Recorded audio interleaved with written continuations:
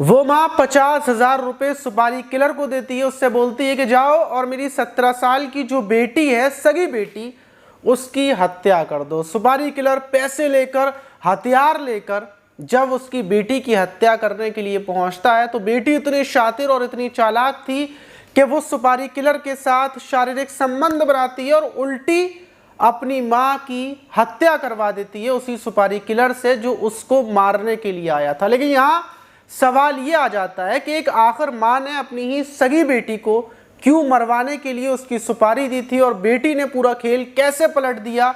ये घटना जब पूरी आप शुरू से आखिर तक सुनेंगे तो आप दांतों तले उंगलियां दबा जाएंगे। तो चलते हैं और इस घटना को शुरू से जानते हैं। लेकिन अगर आपने वीडियो को आगे पीछे स्किप किया तो आपके वीडियो समझ में नहीं आएगी। तो चलते हैं।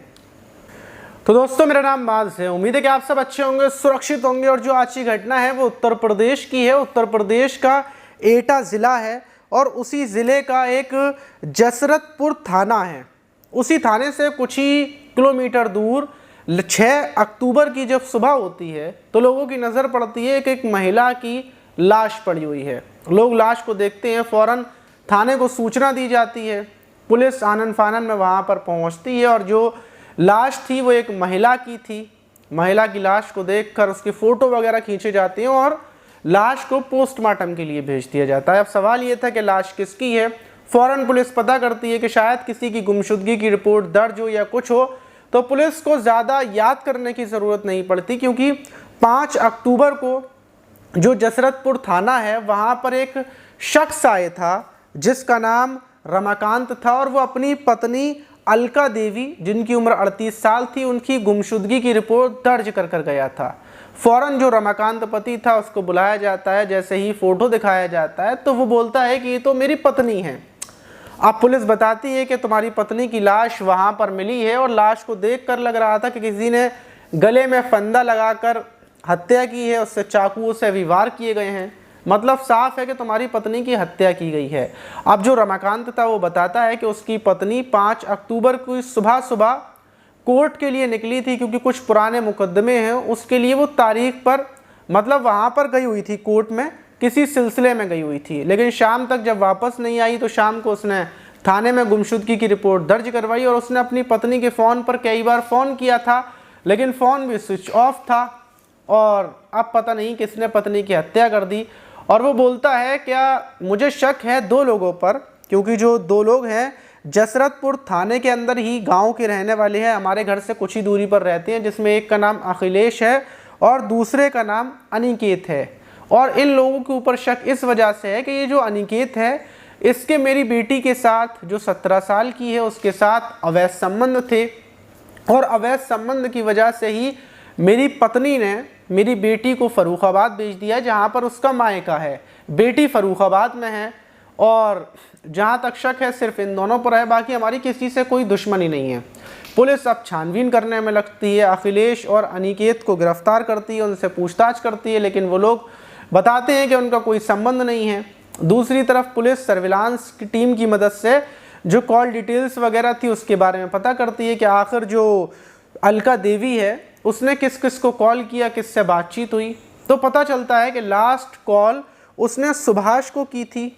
सुभाष जो फर्रुखाबाद का रहने वाला है और उसके साथ बातचीत हुई है काफ़ी बार, मतलब बार बार कॉल हुई है। और अलका उससे पहले जब 5 अक्टूबर की सुबह निकली थी तो ये आगरा भी गई थी और आगरा से फिर ये वापस आई है और जो नंबर पे इसने कॉल की थी सुभाष के नंबर पर, इन दोनों की लोकेशन सेम थी। पुलिस को लगता है कि ज़रूर सुभाष का किसी न किसी चीज़ में हाथ ज़रूर है। फ़ौरन पुलिस सुभाष को गिरफ्तार कर लेती है, क्योंकि सुभाष से बहुत ज़्यादा बातचीत हुई थी। सुभाष की कॉल डिटेल्स निकालने के बाद उसकी लोकेशन ट्रेस कर पुलिस उसको गिरफ्तार करती है और साथ में उसकी एक लड़की और थी। लड़की की उम्र 17 साल थी। सुभाष को जब पुलिस गिरफ्तार करती है और उससे पूछती है कि जो अलका देवी थी उनकी हत्या तुमने क्यों की और जो ये 17 साल की लड़की है तुम्हारे साथ है ये कौन है। जब सुभाष से पूछा जाता है तो वो बोलता है कि ये तो अलका देवी की बेटी है जिसको मैं फर्रुखाबाद से यहाँ पर लाया था, क्योंकि सुभाष उस टाइम पर एटा में ही था, एक होटल में, वहीं से पकड़ा था और जो इसको मैंने मारा है वो इसकी माँ है। माँ की मैंने हत्या की है। बेटी के साथ मिलकर पुलिस कुछ समझ नहीं पाती और सुभाष से बोलती है कि ज़रा शुरू से बताओ पूरी कहानी ठीक से। सुभाष बिल्कुल शुरू से कहानी बताता है। वो बताता है कि मैं फ़र्रुखाबाद का रहने वाला हूँ, अलका भी फ़र्रुखाबाद की रहने वाली है और उसके साथ मेरी प्रेम कहानी काफ़ी साल पहले से चल रही थी। क्योंकि वो एटा में रहती है तो मेरी फ़ोन कॉल पर बातचीत हुआ करती थी, लेकिन कुछ साल पहले ही मैं जेल चला गया था, मेरे ऊपर रेप का केस लगा था और उसके बाद मैं जेल से वापस आ गया। लेकिन कुछ महीनों पहले ही मेरे पास अलका देवी का फ़ोन आया था, क्योंकि मैं उसका प्रेमी था, मेरी उससे बातचीत होती रहती थी।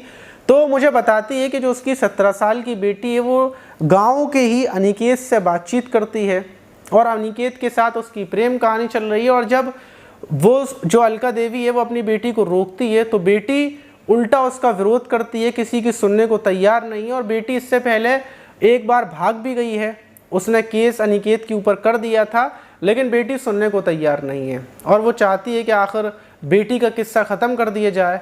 तो सुभाष बोलता है कोई दिक्कत नहीं है, मैं किस्सा ख़त्म कर दूंगा।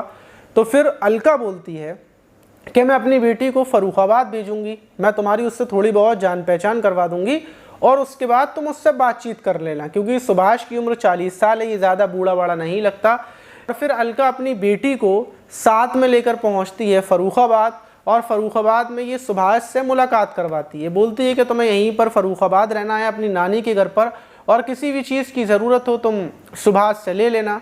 और ये सुभाष को बोलती है कि तुम मेरी बेटी को प्रेम जाल में फंसाओ, अपने प्रेम जाल में इतना फंसाना है कि इससे दोस्ती कर लेनी है, चाहे कुछ भी करो लेकिन इससे अपनी दोस्ती को पक्का कर लेना है, क्योंकि तुम्हें मेरी बेटी की हत्या करनी है और हत्या कब करनी है वो मैं बताऊंगी। और इसी तरीके से वो वहीं पर बेटी को रखी रहती है फ़र्रुखाबाद में और ख़ुद यहाँ पर एटा में थी, बराबर हर चीज़ की अपडेट ले रही थी। दूसरी तरफ जो 17 साल की बेटी थी वो सुभाष से बातचीत करने लगती है और सुभाष अलका से बोलता है कि देखो मुझे तुम्हारी बेटी को अपनी दोस्ती बनाने के लिए उसको एक मोबाइल दिलाना पड़ेगा, तो मुझे मोबाइल दो। तो फ़ौरन अलका देवी पैसे ट्रांसफ़र करती है और सुभाष उसको एक फ़ोन गिफ्ट कर देता है। अब जब 17 साल की लड़की को एक फ़ोन मिलता है, बड़ा वाला फ़ोन, जो उसकी माँ ने नहीं दिलाया, उसके बाप ने नहीं दिलाया, तो वो खुश हो जाती है और दोनों की प्रेम कहानी चलने लगती है। दूसरी तरफ जो अलका देवी थी, अब वो सुभाष से बोलती है कि अब तुम्हें मेरी बेटी की हत्या करनी है, जब वो तुम उसको फ़र्रुखाबाद से एटा लेकर आओगे, वो भी 5 अक्टूबर को, तभी तुम्हें उसकी हत्या करनी है और हत्या करने के बाद मुझे बताना है और फिर मुझसे मिलना है, मैं तुम्हें 50,000 रुपये दूंगी। ये बात डन हो जाती है और डन होने के बाद 5 अक्टूबर की सुबह जब सुभाष उसकी बेटी को लेकर वहाँ से निकलता है तो वो अलका को सूचना देता है कि मैं तुम्हारी बेटी को लेकर आ रहा हूँ और रास्ते में मैं इसको ख़त्म कर दूँगा। कार में बेटी बैठी हुई थी, सुभाष चल रहा था, लेकिन इतने टाइम में सुभाष ने जो अलका की 17 साल की बेटी थी उससे बातचीत कर उससे प्यार हो गया था।